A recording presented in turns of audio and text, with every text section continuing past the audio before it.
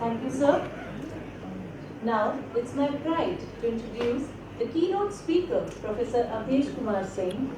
Sir is Professor of Sir has published 140 papers in various national and international journals of repute and authored 15 books. Apart from being the British Council Visiting Fellow to Corpus Christi College, Oxford, UK, Sir has delivered lectures in prestigious universities worldwide like University of Bonn, University of Please give him a huge round of applause.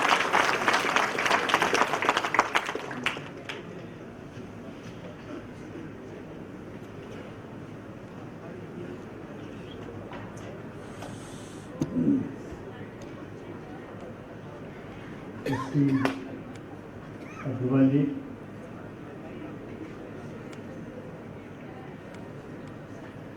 respected Chief Guest, Dr. Sushi Singh ji,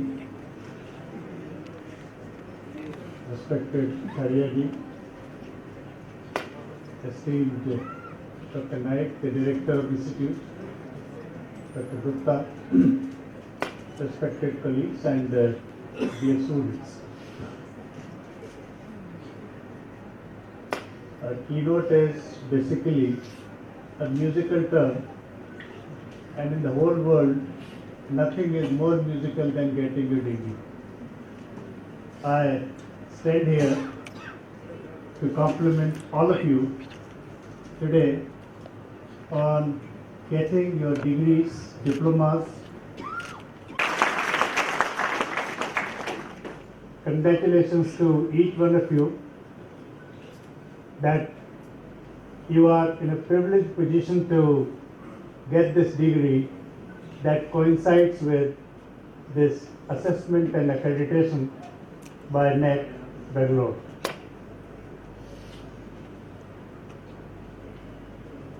As far as I know, there are not many institutions offering qualitative higher education in the domains of management.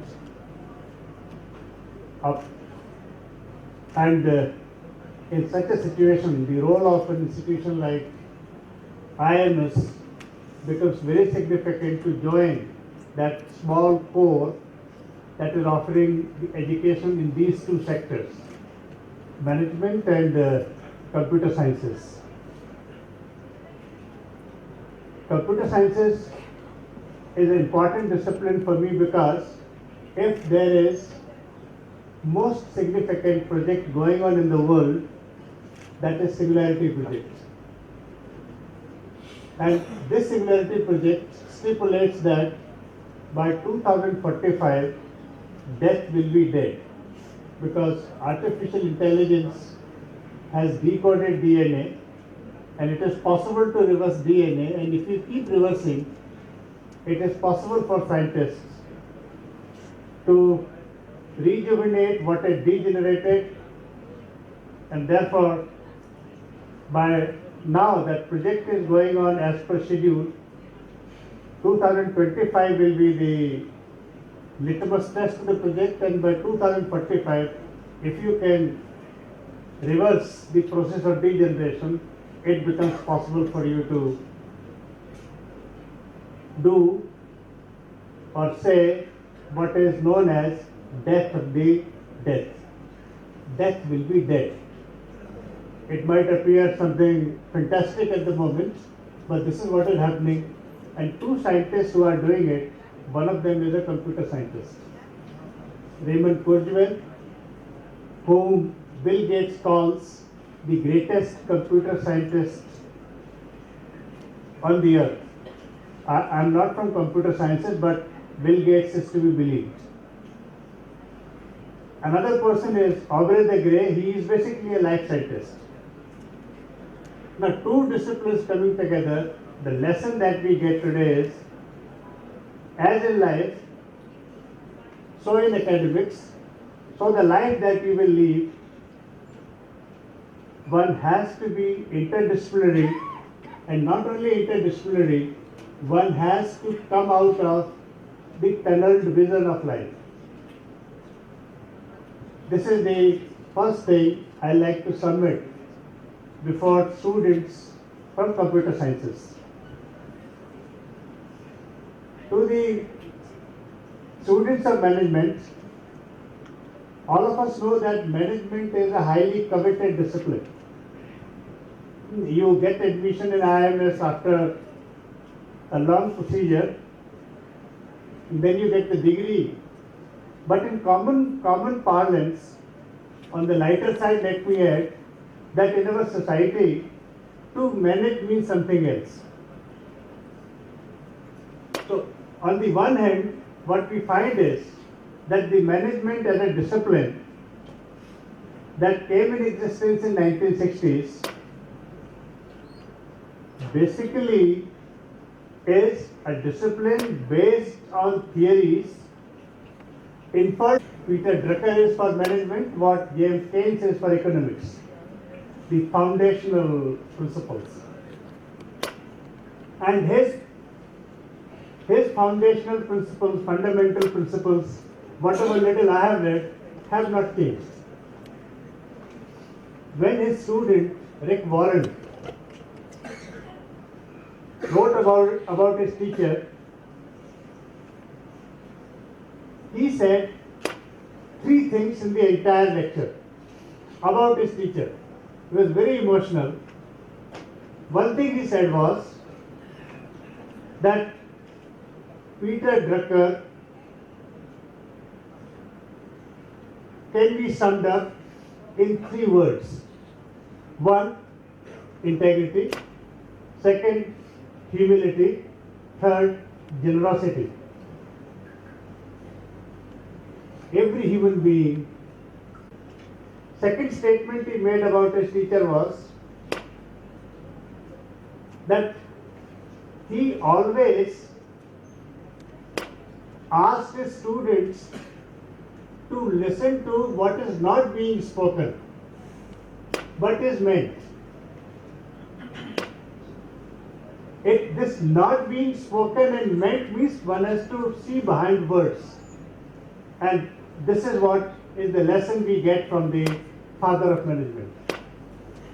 And third thing he said was that Peter Drucker, my teacher, believed in only one faculty, and that is the faculty of observation, nothing else. Observe, imbibe, and lead your life, management of life or management in principles, whether you are managing variable beings like human beings or you are managing invariable. If I apply Peter Drucker, then two, three case studies come before us. And I would take these 2-3 case studies that you might have and you might not have come across. Because they come from different disciplines, not based on your empirical research. All of us know that Ram was sent to exile,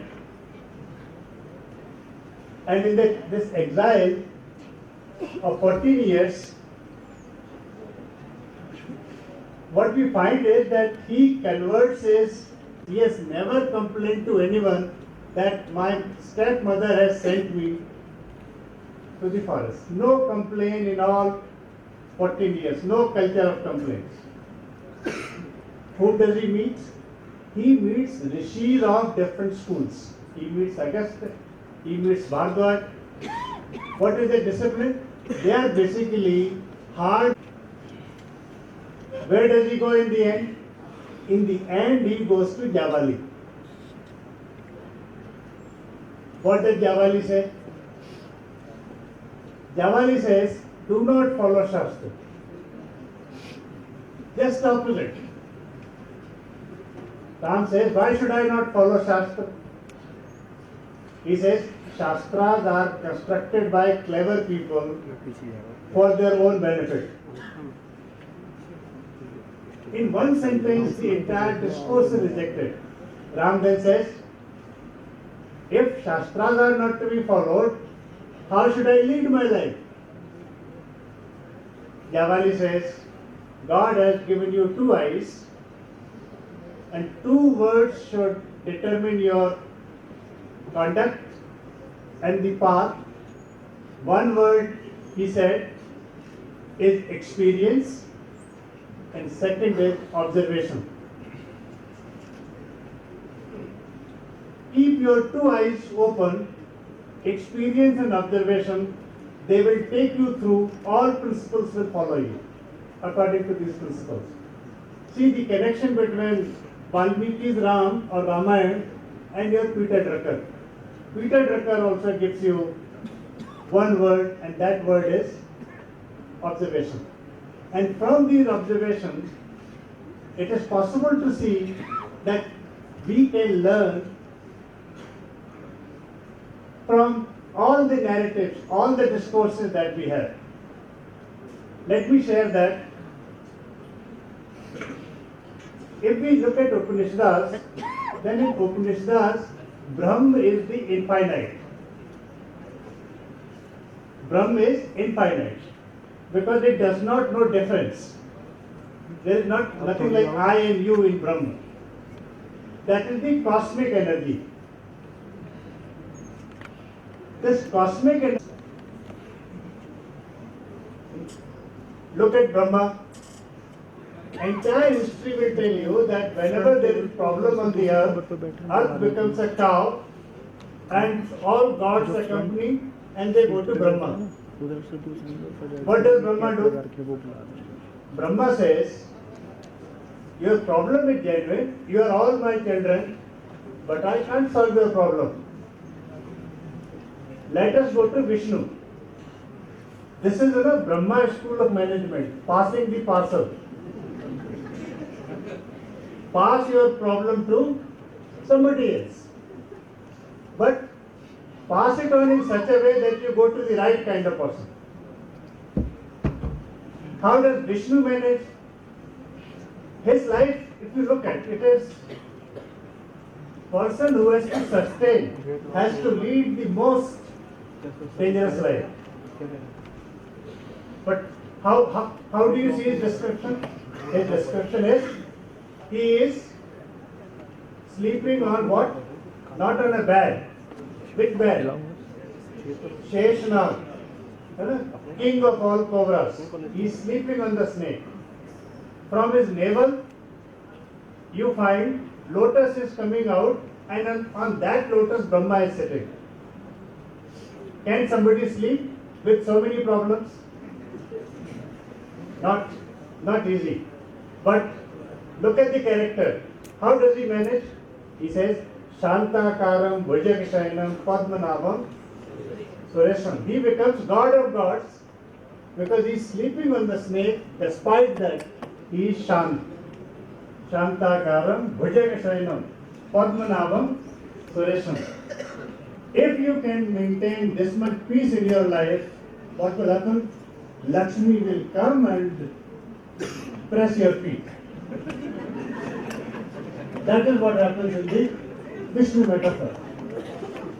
If you will remain disturbed all the time with the problems, whatever your knowledge, whatever theory taught by your distinguished faculty members here, that is not going to be of use. So if you want to woo or if you want to have Lakshmi under your control, maintain poise, peace and calmness even when you are on the bed of Sheshnag. Not one word, hundreds, with one in the center. And this is like this, any moment it can fall on you. But move to the third one, Shiv. Shiva's case of management is altogether different. There you will find that it is the most complex family of the world. How complex it is? And imagine the level of friendship between his snake and his son's beetle. Despite this, Shiva manages. How does he manage? He manages through meditation. As and when there is a problem, he goes to Kailash. He meditates. Where does he? He leaves his habitation and goes to graveyard, Shamshan. Things manage themselves. You leave it to themselves, things manage. Do not antagonize them. Problem is that rather than being a firefighter, we insinuate fire. Between one and the next, and then the problem takes place. If Shiva can manage through contradictions, world's most severe contradictions, if he can manage within your family, and all of us know it is more difficult to manage family than to manage a factory. He does it. If all this fails, if no management theory works, if meditation does not work, graveyard does not work, he has another way of management. Then, do Tandav. In management, there comes a stage where Tandav is equally necessary.